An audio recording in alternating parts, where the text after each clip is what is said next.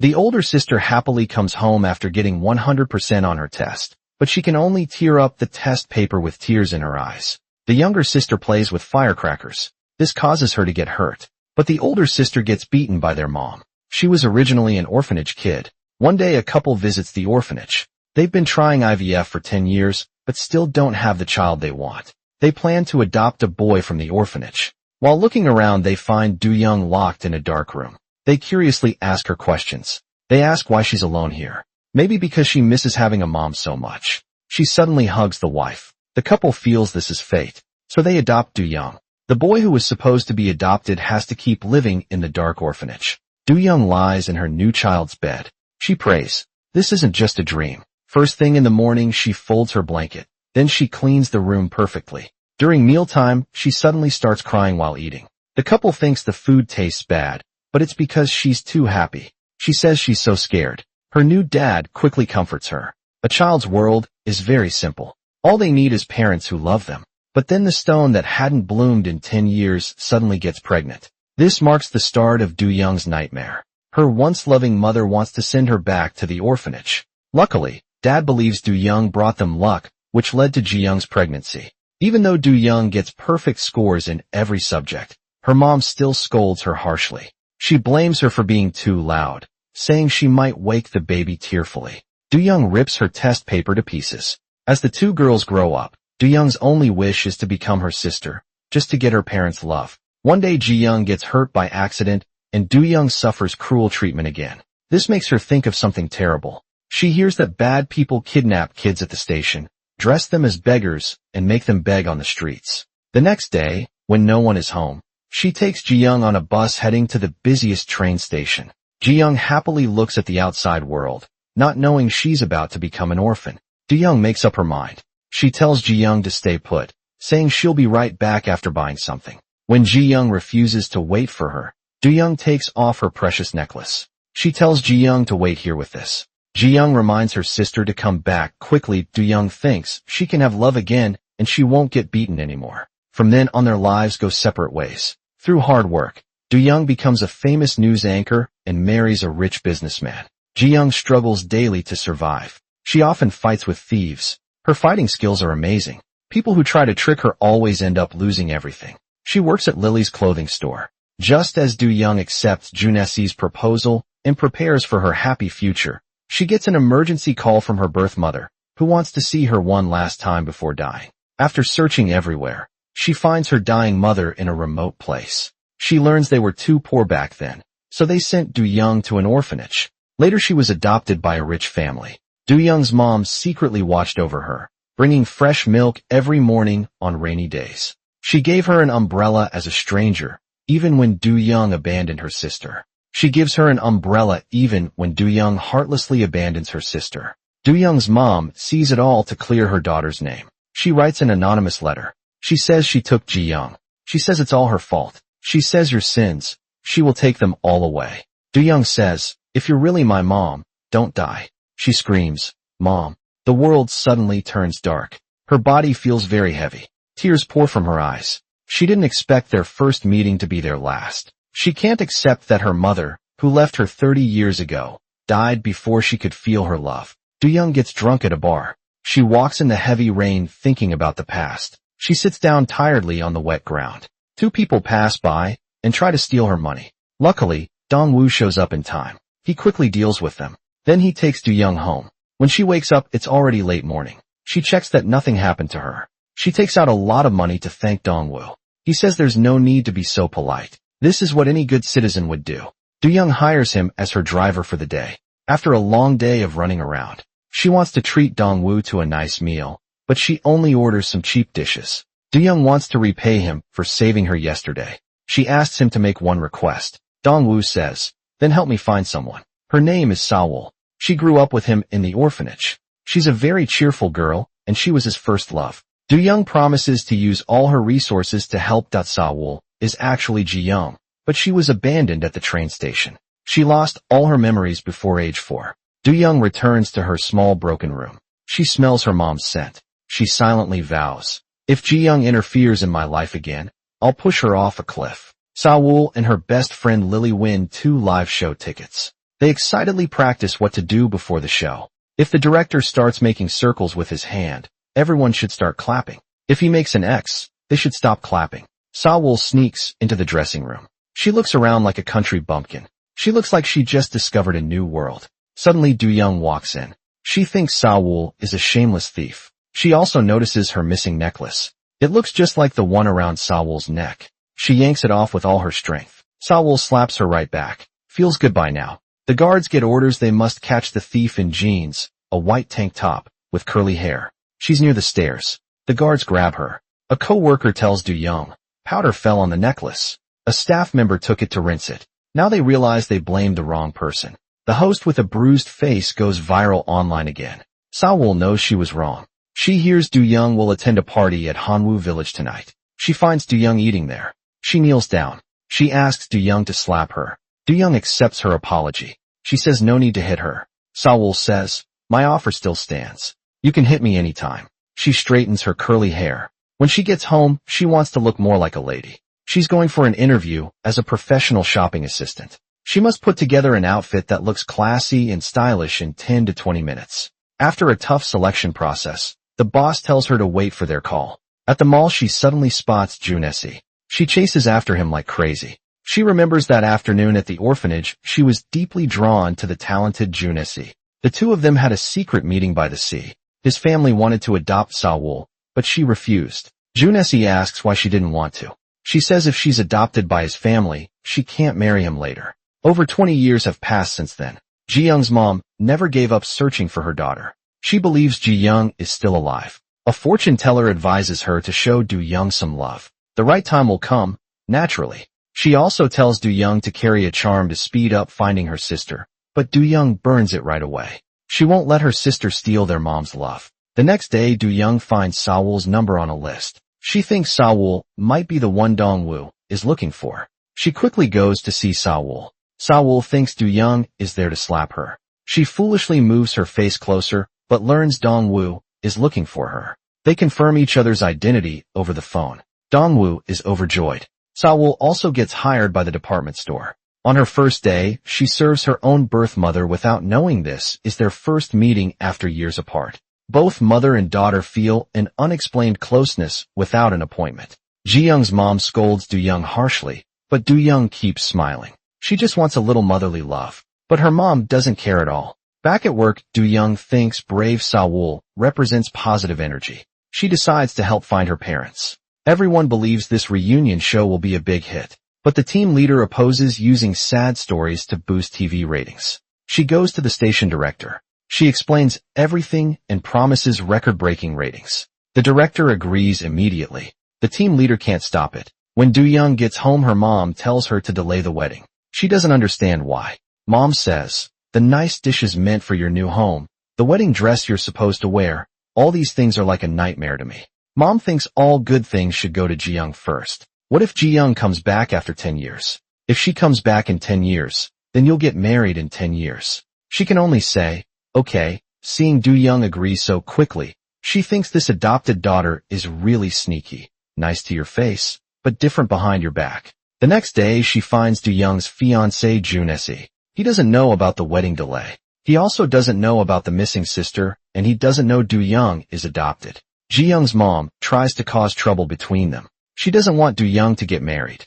Junesi feels sorry for her. He says, I love Do-young. It doesn't matter if she's adopted. We'll talk about the wedding date later. The happier Do-young is, the worse Ji-young's mom feels. Meanwhile, Sawol picks up Dong-woo at the airport. They have a friendly match at their usual spot. Do-young congratulates Dong-woo on finding his first love. He hugs Do-young tightly. Thank you so much. I'm really grateful to you. They sit down to divide tasks. Lily and Dong-woo go back to clean up the room. Do-young and Sawol return to the shop to fold clothes. From their conversation, we learn that Dong-woo's mom passed away when he was little. His dad wanted to remarry, so he sent Dong-woo to an orphanage. Do-young promises to help Sawol find her birth parents. She wants Sawol to experience family love, but then she notices a scar on Do-young's waist. Sawol is shocked. She remembers her sister's burn injury and being slapped by her foster mom. She quickly asks how Do-young got the scar. Do-young says it happened during a bath at the orphanage. This makes Sawol feel relieved. With no more barriers between them, Do-young finally lets her guard down. She enjoys a fun day of ordinary life. Sawol's high-end shopping assistant job is going well, with quick learning. One day, Ji-young's mom visits again. She picks clothes chosen by Sawol. After changing, she feels like she's 18 again. Ji-young's mom looks at Sawol, feeling a strange sense of familiarity. She wonders if Sawol could be her daughter. She asks about Sawol's background. The shop manager quickly answers for her, saying Sawol's parents live far away. High-end shopping assistants can't be orphans. She feels disappointed, but she still asks Sawol to be her personal shopping assistant. As soon as Sawol returns, she playfully throws Dongwoo over her shoulder. Her life finally starts getting back on track. The two reminisce about their younger days. Once Sawol was teased for being an orphan. She even got beaten up. Dongwoo immediately stood up for her. He stomped his big foot on a piano. The older she gets, the more she misses her family. Sawol desperately wants to know who her mother is. She finds famous host Do-young. She asks if there's any progress in finding her parents. Do-young promises her she'll have answers soon. They decide to visit the orphanage for clues. Do-young goes to Sawol's place to film a documentary. While cleaning the room, Sawol takes out her most treasured possession. It's a colorful handmade necklace. Do-young's memories suddenly come rushing back. Sister, this is for you. Sister, come back soon. Okay, wait there quietly. She holds the necklace carefully, feeling its texture. She's sure she made it herself. Sawol knows she has parents and a sister, but she's forgotten her childhood memories. Do-young starts misleading her. Many people had this kind of necklace back then. Maybe you just found it somewhere. On the way back, she thinks about how to deal with Sawol. She quickly finds Dongwoo. She hopes he can convince Sawol to stop searching for her parents. Dongwoo says no problem. Do-young crouches in a dark corner. She remembers her mom's words. If you find Ji-young, you must treat that child well. Now she just feels a chill down her spine. She quietly decides not to give up her hard-earned life. The next day, while doing makeup, she gets a call from Do-young. She learns Ji-young's mom is coming to the store to pick clothes. She rushes over, immediately watching the loving mother and daughter. Her heart races with panic. While trying on clothes, Sawol bends over and reveals a scar. Her eyes nearly pop out of her head when Ji-young's mom turns around. Sawol's clothes cover the scar again. This makes her sigh in relief. After sending Ji-young's mom away, Do-young says, "My mom is moody." She warns her not to contact her privately. It's better for everyone this way. Sawol quickly thanks her. She just returns to the office. She hears co-workers discussing Sawol's search for her family. The girl's name seems to be Ji-young. She quickly grabs the documents. All the details match what happened years ago. A co-worker asks to contact. They get detailed records of missing persons. While flipping through them, she's too shocked to speak. After the meeting ends, everyone plans to eat at Cattle Village. She makes an excuse to return to the office, telling them to go ahead. She finds Ji-young's missing person notice. She tears it to pieces instantly. She won't allow her sister to come back into her life. She throws the scraps in the toilet, ready to flush them away. The next day, during an interview, a co-worker says Sawol's mother came looking for her. She doesn't understand what went wrong. Turns out, a co-worker filtered the info and found the most likely matching mother. They collect DNA from both sides. The truth will come out soon. The families talk about childhood memories. Sawol vaguely remembers bits and pieces. The sister wears a green sweater and a dotted pattern skirt. This makes Do-young almost sure this is the sister she abandoned years ago. The family searching for their child often dressed her in those clothes. They hug and cry together, overwhelmed by emotion. The old woman suddenly falls ill again. Sawol stays by her side, massaging her. 20 years of emotions burst out at once. She holds the old woman and cries hard. Do-young thinks about what Sawol said today. She needs more proof. She combs Ji-young's mom's hair and collects a few strands. The next day at work, she learns the old woman and Sawol aren't related. She finds Sawol working, tells her the old woman isn't her real mom, fake hugs her for comfort, and takes some of Sawol's hair. Using the show as an excuse, she tests Ji-young's mom and Sawol's DNA. When she sees a 99% match, she angrily tears the report to pieces. She blames her dead mom for not protecting her and her abandoned sister for coming back into her life. Maybe it's karma. Her nightmare is just beginning. The fancy-looking orphanage hides dark secrets. The little boy could have escaped this terrible place, but a scheming woman stopped him.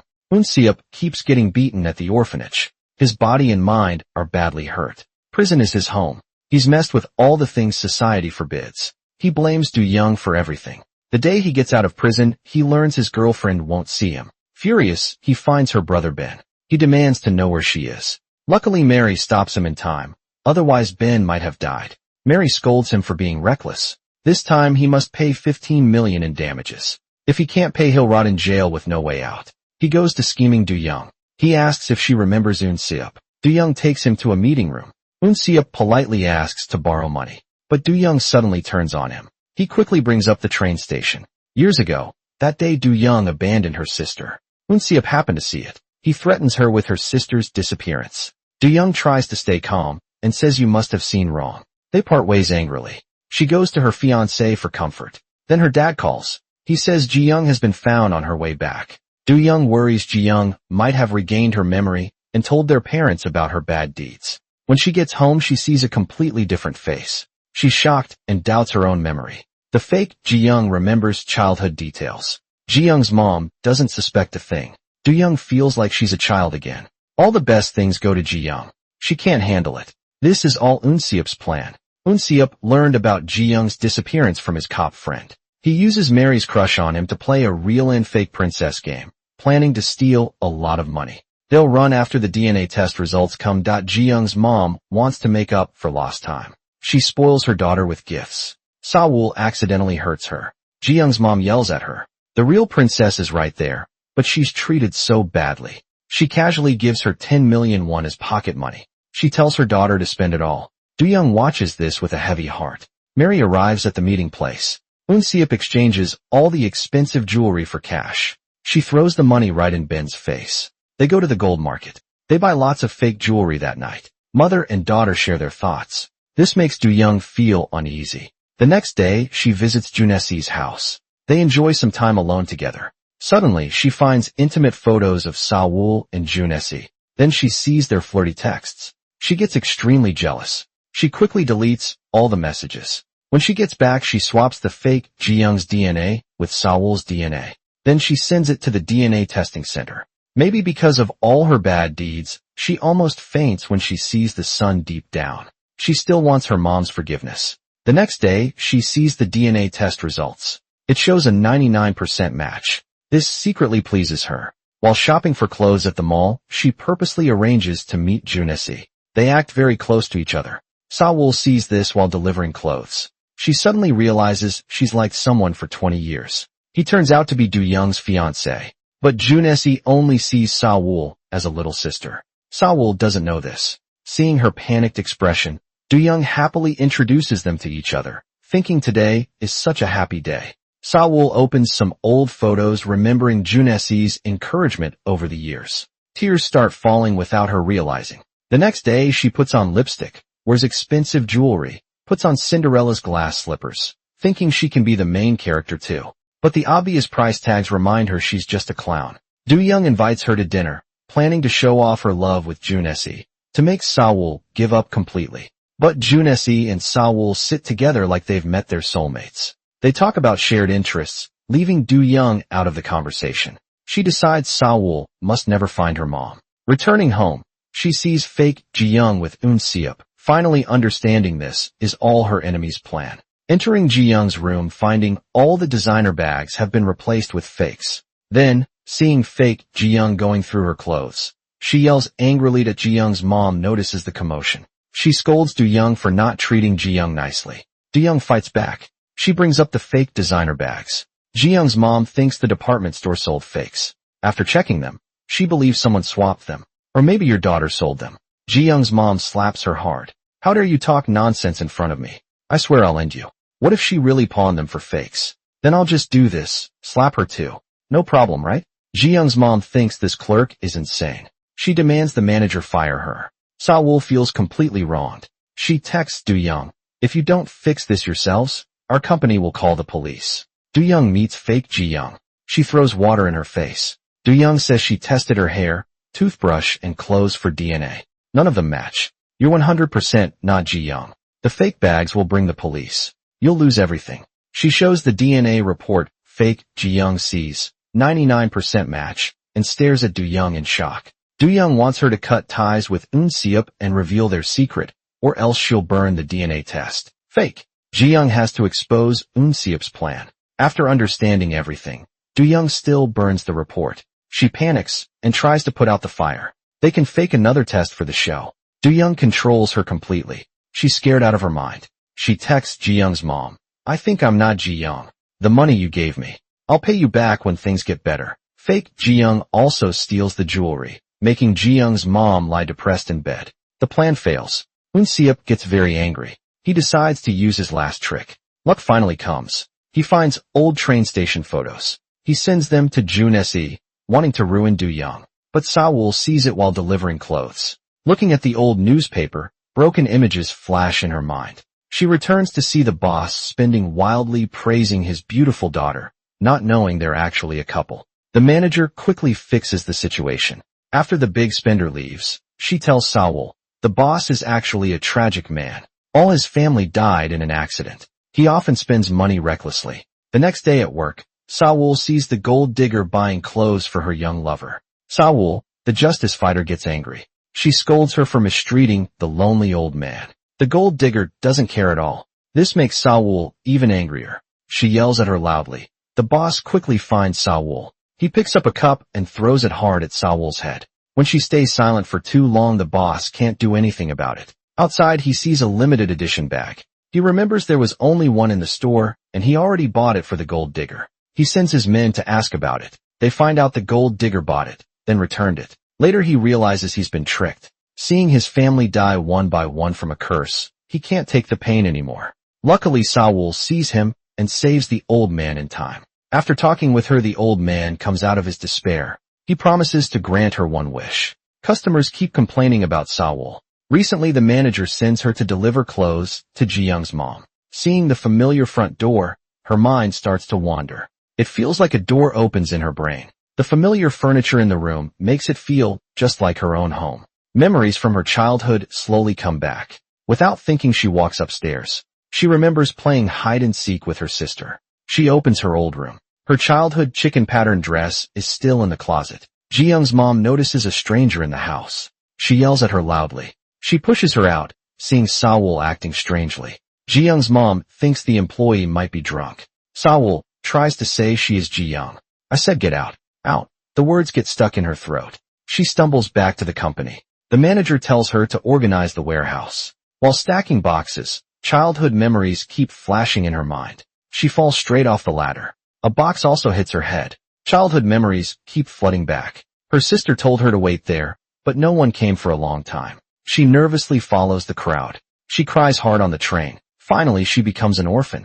Sa-woo has now regained her childhood memories. The next day, she returns to her family's doorstep. She sees her family standing together. She correctly says each person's name. She wants to go in and see her parents, but Do-young stops her at the door. She tells her Ji-young's mom isn't home. Sa-woo has no choice but to leave at lunchtime. She accidentally learns from Jun-se that Do-young's family did lose a child, but he doesn't know the details. This confirms Sa-woo's thoughts. She asks Do-young to meet that night. Sister, I'm Ji-young.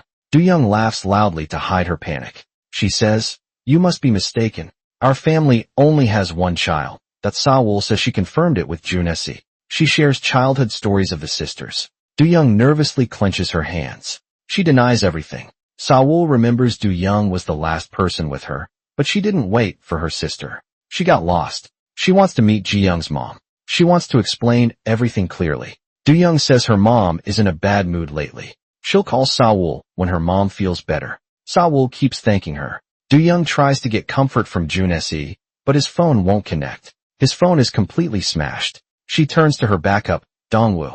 They have a wild time at the bar. Dong-woo falls hard for her. Just as she gets home, Eun-seop shows up. Do-young asks what he wants to leave her alone. Eun-seop says, just sleep with me. Dong-woo gets angry. He punches Eun-seop.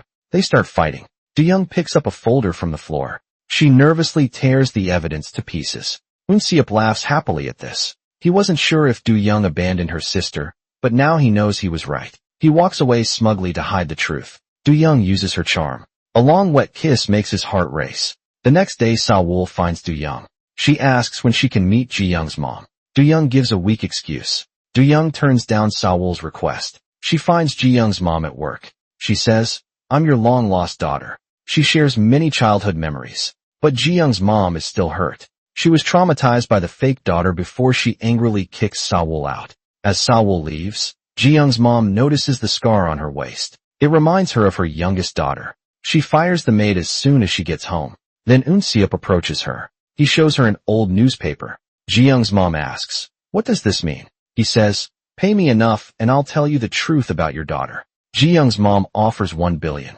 Eun-seop is very pleased, but the info might not be true yet. She only pays half. First, Eun-seop says, "After you confirm with Do-young, pay the rest, or I'll leak everything to the media." Then Ji-young's mom calls Sa-woo. "Do you remember riding the toy car as a kid?" "I don't remember that, but I remember dancing the Nyo-Nyo dance. Every time I wore that dress." After 20 years, she finally finds her daughter. She cries tears of joy. She invites Sa-woo to meet at home. Do-young just got home.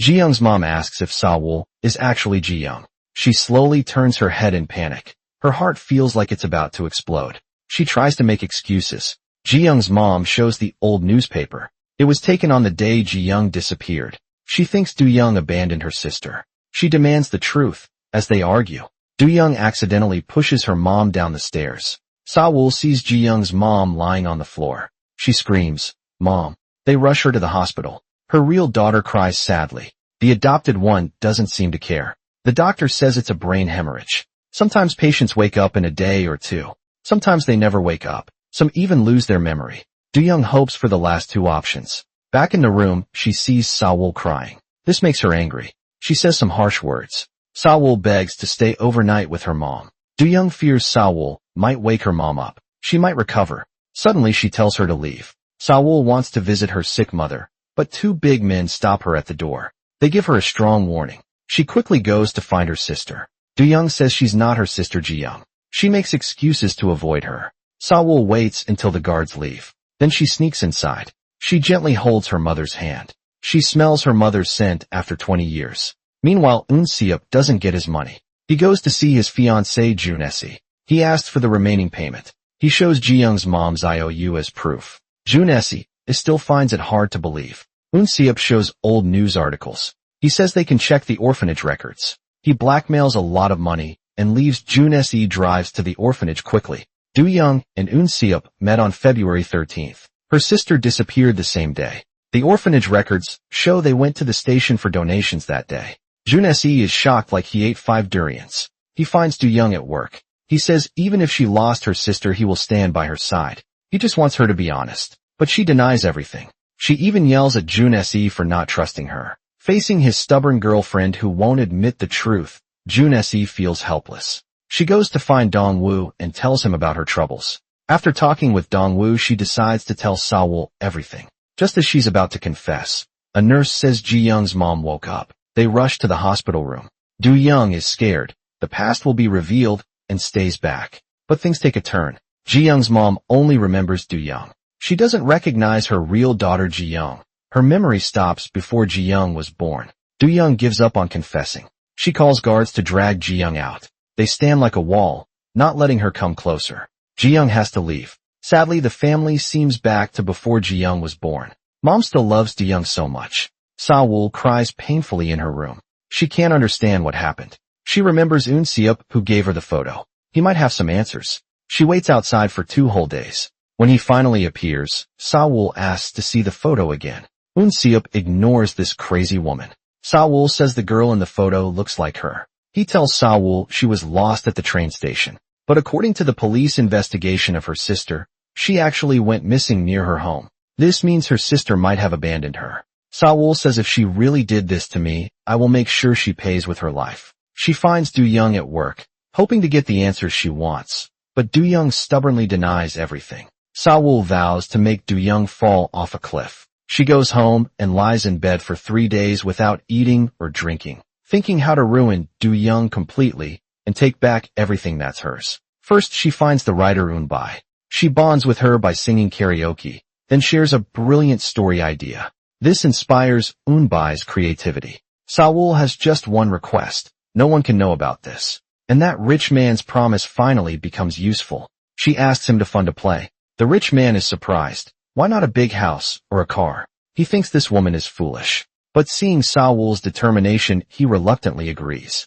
Eunbai receives the rich man's funding. She wants Sawol to audition for the play. Her fighting spirit is completely ignited for revenge. She must endure pain that others cannot bear. After special training for some time, she passes each round of selection. The judges are impressed by her fierce glare and her beautiful singing voice. Sawol invites her crush, Junesi, to watch the show. Eunbai invites her co-workers to cheer her on. Do-young is surprised to see Junesi there. She learns Sawol invited him. This makes her upset. The lights slowly dim.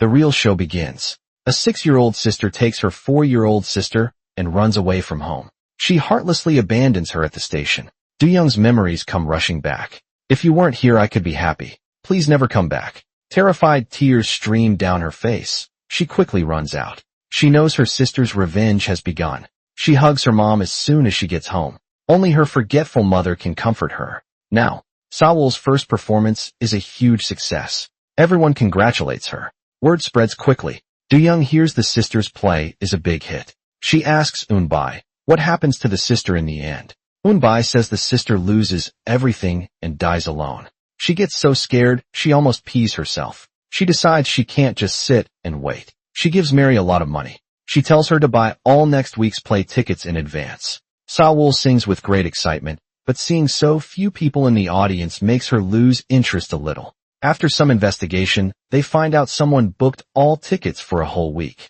Eunbai can't help but yell angrily. Sawol finds the kind-hearted, rich man, hoping he can help her again with the power of money. The play becomes popular again. It even attracts reporters for interviews. Junesi sees Sawol's success. He knows it's his sister's revenge. He goes to his fiancée Do-young, hoping she'll change her ways. She thinks Junesi is being weird. She doesn't take it seriously. The next day at work, the boss wants to put Sawol's play on TV. The live TV performance gets lots of praise, but backstage her true self shows. Sawol hits her weak spot. She slaps Do-young across the face. A photographer catches it on camera. The video goes viral and causes a scandal. The team leader gets furious about it. Sawol steps up to protect the TV station's reputation. She tells reporters they were just rehearsing. Someone accidentally filmed it. The sisters' play trends online again. Ji-young's mom sees it on TV. She remembers everything. Late at night, she carries a bucket of ice water. She throws it on Do-young's face.